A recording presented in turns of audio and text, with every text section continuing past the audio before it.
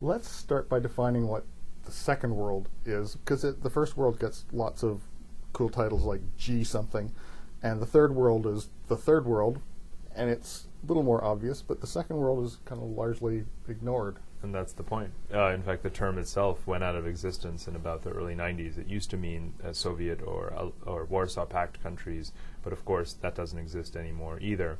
But we still say first world to refer to rich countries, the G countries, as you say, and we still say third world to refer to the least developed countries, LDCs, or whatever other acronym we have for that. Second world does exist. We just didn't have a term for it. And the second world are countries that are not halfway in between, not halfway on the path from poverty to prosperity. They are both at the same time. You find in second world countries, all of them, all of the ones that this book is about, a mix of wealth, stability, connectivity, modernity, as well as instability, poverty, backwardness, all of those things, but coexisting within the same country. And that tension is something that is actually accelerated and exacerbated by globalization. So I wanted to talk about the problems that these countries face sort of from the inside out. At the same time, these countries are very strategic. These are the countries that have a lot of the oil. They are amassing currency reserves, launching sovereign wealth funds, big centers of industrial production now. So they've become strategic assets and allies for superpowers. For me, the superpowers in the world are the European Union, China, and the United States. And the three of them are competing for influence in the second world countries, hence this book.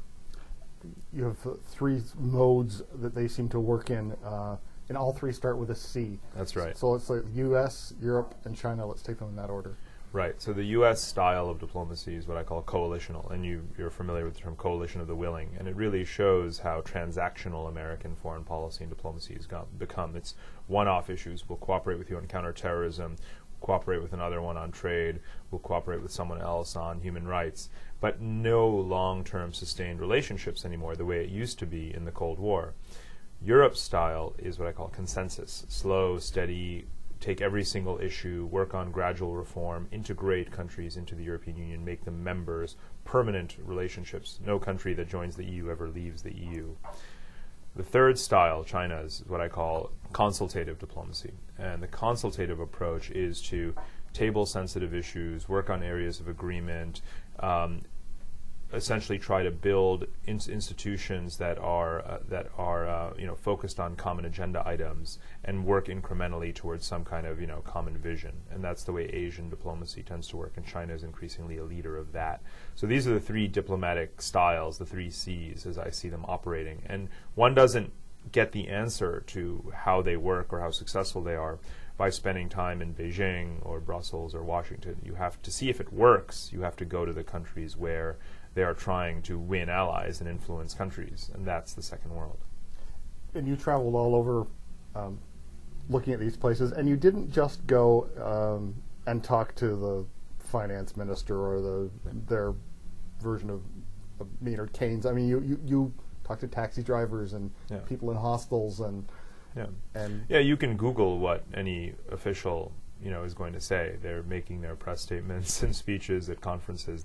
Those are not obviously, but those are always the most useless interviews for me. And what I did was to write this book as a traveler, which is what I think of myself as, and to talk to literally everyone. And people ask, who did you talk to? It's literally everyone who I met. I spent time and talked and get their points of views and try to fuse it into a story about this country. Domestic journalists were always the most helpful and plugged in because of the kind of energetic spirit and zeal they have to try and expose scandals in their countries, and just to be connected and to understand the lay of the land across business and politics and society. Students were very, very helpful to me. Young entrepreneurs were very helpful, and so those were the people who I tried to talk to the most. Reading the book, you know what proper noun comes up more than anything else? No. China. Oh, yeah. China. Holy cow. I had no idea. I mean, I knew that they were domestically important, and I knew that they had, some influence some places. But Latin America? So explain. So this is the thing. People are so narrow-minded, and in America so incredibly naively, dangerously simplistic about how they view power in the world. They look at China and they say, well, its military, in terms of the number of warships, aircraft carriers, submarines, nuclear missiles, is at level X, and we are X times 500. Therefore, China is at most a regional power. Does that not strike you as a bit antiquated? It certainly is. When you look around the world and see who has influence, in whichever way they choose to exercise influence, cultural power, economic power, whatever the case may be, you find China is everywhere. And hence, it's the proper noun that comes up most in the book. Again, you have to go there to see it. If you're a Pentagon strategist and all you care about is how many warships they have, you're just not getting the picture of what power is in the 21st century and how China and Europe and others exercise it. The book is The Second World, Empires and Influence in the New Global Order. I've been speaking with the author Parag Khanna, and The Second World, published by Random House.